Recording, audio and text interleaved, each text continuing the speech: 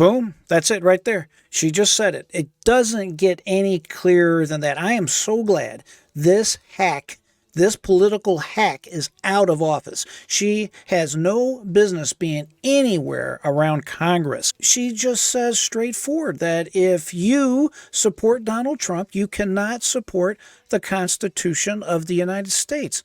Outrageous. Hello again to all my free-minded friends out there. Appreciate you joining me. J.R. Dukes with you. We are talking about former Representative Liz Cheney. We have had a video or two about this, and I want to continue this conversation because I think it's very important. She stands out as a prime example of what is wrong with politicians today, especially. They seem to think they have all the answers, and if we don't listen to them, they think we're stupid. So we're going to dive into it right now with a continuation of this interview that she gave one of these legacy media liberal types recently. So here we go. Well, Glory, you once used to say that nobody could challenge your conservative credentials. What if being a conservative today is defined by one thing, your support for Donald Trump? Well, I know what conservative means, and I think that the most conservative of all conservative values is fidelity to the Constitution. So, there certainly are people today who are caught in this cult of personality, but that's the opposite of conservative. This primary election is over. After losing her 2022 Republican primary, Cheney traded the U.S. Capitol dome. So remember, what happened with Miss Cheney was she was number 3. She was the third most powerful Republican in Congress at the time, yet she decided she was going to go off on a tangent all by herself and she was going to attack our beloved President Donald Trump. And she was not going to listen to the over 500,000 constituents that she represents in Wyoming. Instead of representing the people that sent her to Congress, this particular representative decided she knows best. And that's exactly what happened to her. The Republican Party decided, hey, we're not going to take this. They went ahead and had a primary candidate come up against her. So basically, they primaried her, she lost, and they booted her out, which is something they should have done. For the Thomas Jefferson-designed rotunda at the University of Virginia, where she has been lecturing on politics and writing a new book, Oath and Honor. Let me ask you about that oath. If a person is a member of Congress and they've sworn an oath to defend the Constitution, can they defend the Constitution and also endorse Donald Trump? No. So it's inconsistent.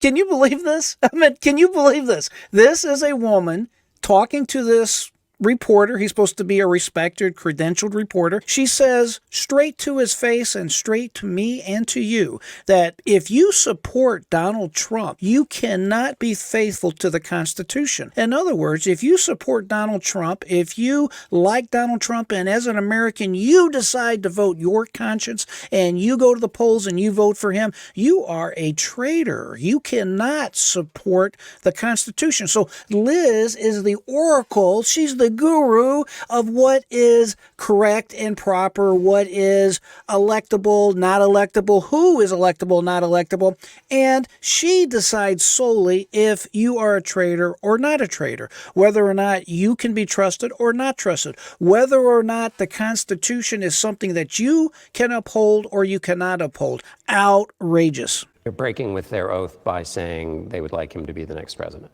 In my view, fundamentally, there is a choice to be made. You can't both be for Donald Trump and for the Constitution. Boom. That's it right there. She just said it. It doesn't get any clearer than that. I am so glad this hack, this political hack, is out of office. She has no business being anywhere around Congress. She just says straightforward that if you support Donald Trump, you cannot support the Constitution of the United States. Outrageous. You have to choose. It's a lot of people who are choosing Donald Trump. Yeah, it is. Yeah, Liz, there is a lot of people supporting Donald Trump. In the last election in 2020, there was well over 74 million people that supported Donald Trump. Remember, this last election was lost essentially by approximately 45,000 votes in a handful of states. Make no mistake about it. In the aftermath of the January 6, 2021 attack on the Capitol, Cheney was one of only 10 House Republicans who voted to impeach Donald Trump. Soon after, she joined the democratically led committee to investigate the attack. Tonight, I say this to my Republican colleagues who are defending the indefensible. There will come a day when Donald Trump is gone, but your dishonor will remain. Once the number three She's like I just said, she is the person that decides who's just, who's not just, who's right, who's not right. We just need to go ahead, folks, and just elect her King of the United States or Queen of the United States, whatever she is, because frankly, this is ridiculous. I'm really, really incensed over these interviews she's been given. And of course, the mainstream press, the legacy media, if you will, they just love her. They just love to talk with her. Why do you think she got this position on this panel, which was nothing but a sham, a farce, if you will? Well, they did it because she was the former number 3 Republican. She got on the wrong side of Donald Trump, the wrong side of her constituents that she represents in Wyoming. She decided to go off on a tangent on her own, and she paid the appropriate price. leader in the House Republican Conference, Cheney, was shunned by it. But she found an ally in then Speaker of the House, California Democrat Nancy Pelosi. I don't know that I had ever spoken more than a few sentences to her before she called me and asked me to be on the committee. I learned later that her staff put together for her a list of the top 10 worst things Liz Cheney has ever said about Nancy Pelosi and gave it to her. And she apparently took one look at it and said, "Why are you bothering me with things that don't matter?" Would you take back some of the 10? Oh, sure. We've all said things about each other that we probably, in hindsight, would. Liz, what I want to know, is there going to come a day where you take back all this crap that's been coming out of your mouth? I want to know if you're going to take back this nonsense that you're trying to sell the American populace. This is insane, Liz. Wish we hadn't said. Cheney came to Washington in 2016, along with Donald Trump. Didn't like him, she said, but she supported his policies on issues like abortion and gun control. She voted with him more than 90% of the time. Certainly, I think all of us in the Republican Party watched things unfold to some extent before 2020 and said, well, that's just Donald Trump. You don't have to take it seriously. I think what we saw that was different post-2020 election was the actual attempt to overturn the election and seize power. Cheney's book also... Folks, there was no attempt to seize power or necessarily overturn the election. It's my humble opinion that as president, as any candidate, like all candidates do, if you think there's some kind of malfeasance, if you think there's something wrong with the election, you have the appropriate right to seek recourse in court. Obviously, there's no place for violence or any kind of overthrow, but the quick reality of this January 6th stuff was the then person responsible was Nancy Pelosi. She chose not to allow the Capitol Police to have an appropriate amount of people there to make sure that crowd control and security was maintained. This crowd went to the rotunda, they went to Capitol Hill, and they ended up getting inside. Some people were definitely out of line. It's easy to see that. However, let's just be straight about it. The violence that happened on that day was happened by a rogue Capitol Police officer that ended up shooting and killing a great American patriot, a person I believe she served in the military, and he shot her dead climbing through a glass window.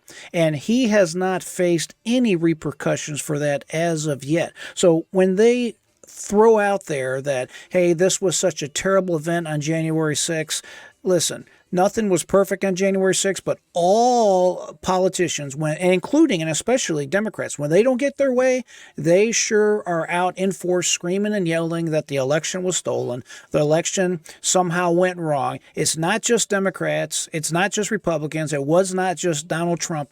All politicians do that, and I would tell you straight that in my experience, Democrats generally scream the loudest when they don't get their way. I think there's many videos that I have talked about and shown exactly what I just said. Also details the groundwork laid by Trump's allies in the weeks leading up to January 6th. In the book, you spend a fair amount of time on a previously relevant... Yeah, by the way, she's out hawking a book. So that's exactly what's going on. She's giving all these interviews trying to help America. And in reality, she's out trying to sell a book. Relatively obscure Louisiana congressman. This is Mike Johnson.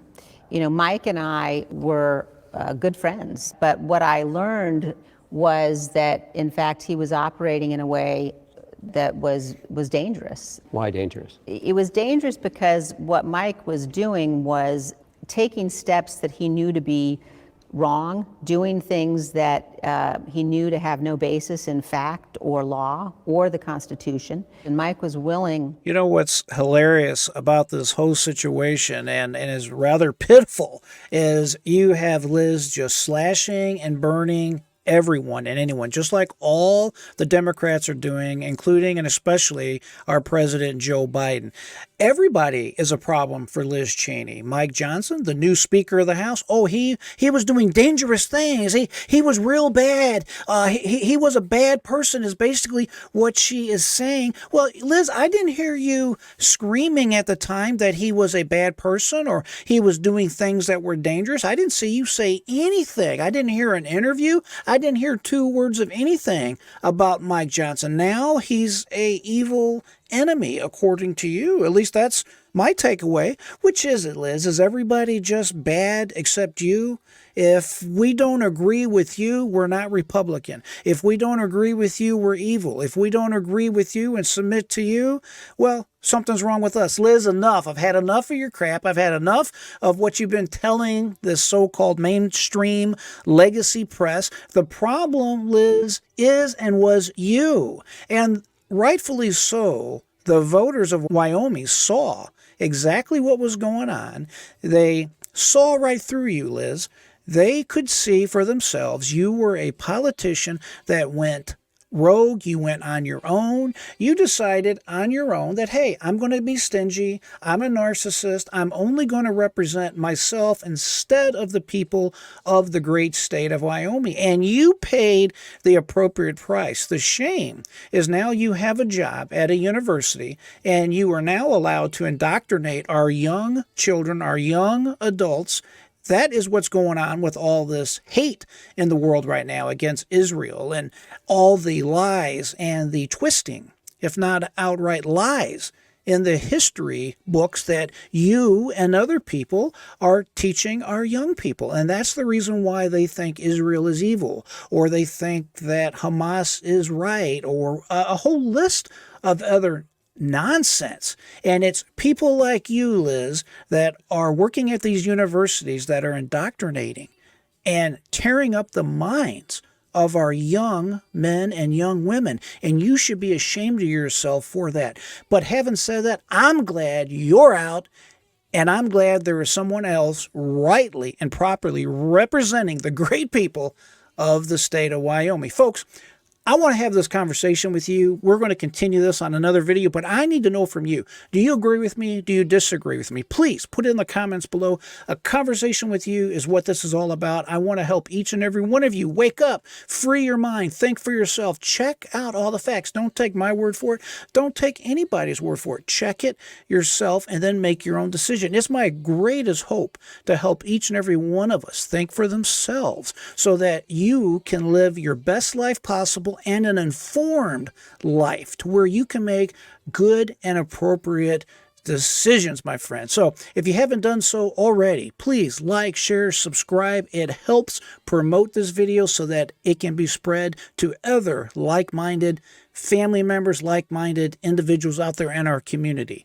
And as I always say, keep that mind free. Never give up, my friends. I am J.R. Dukes.